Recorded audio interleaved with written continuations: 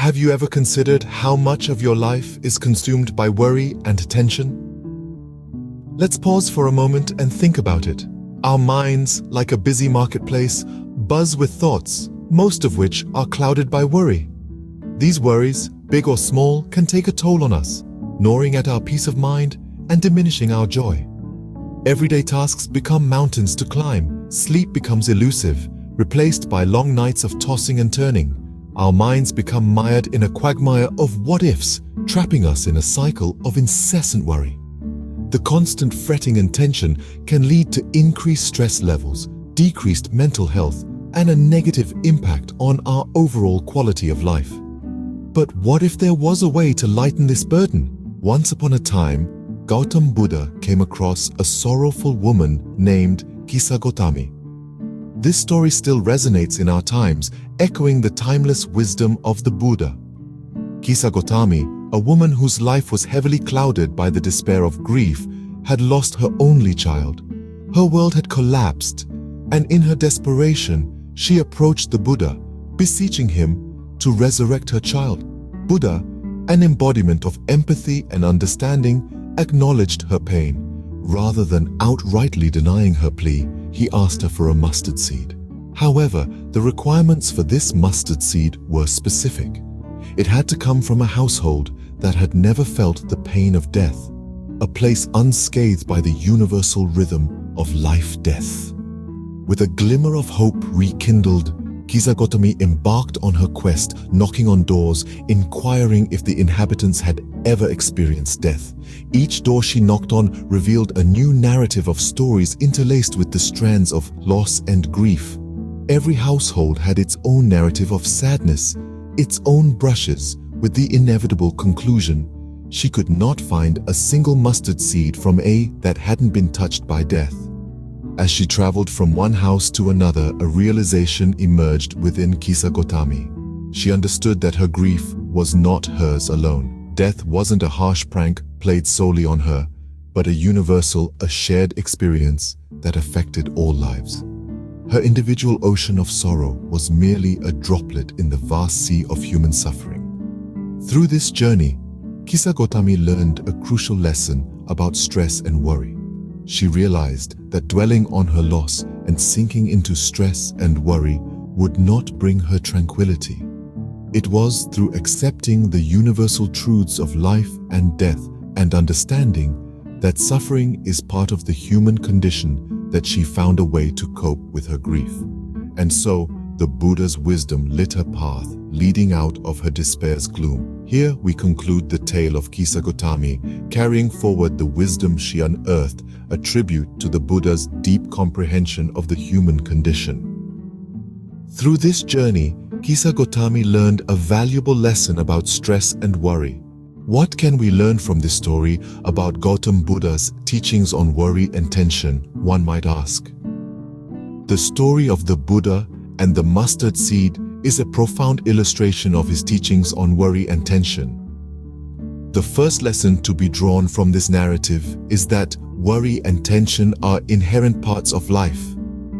Just as the woman in our story could not find a house untouched by death, neither can we find a life untouched by worry and tension. They are universal experiences inherent to the human condition. Recognizing this fact is the first step towards overcoming the debilitating effects of worry and tension. The second lesson is about the impermanence of life. Everything in life is transient, including our worries and tensions.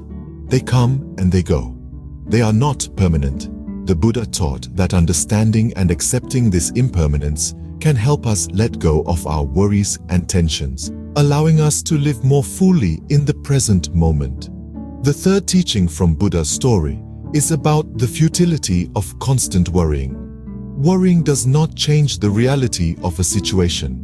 It does not prevent bad things from happening, nor does it make good things happen. Instead, it only adds to our suffering. It is like carrying a heavy burden that only weighs us down. The Buddha taught that we can choose to put down this burden. In essence, Gautam Buddha's teachings tell us that worry and tension are unfruitful burdens we choose to carry. Instead of clinging to these burdens, we can choose to let them go.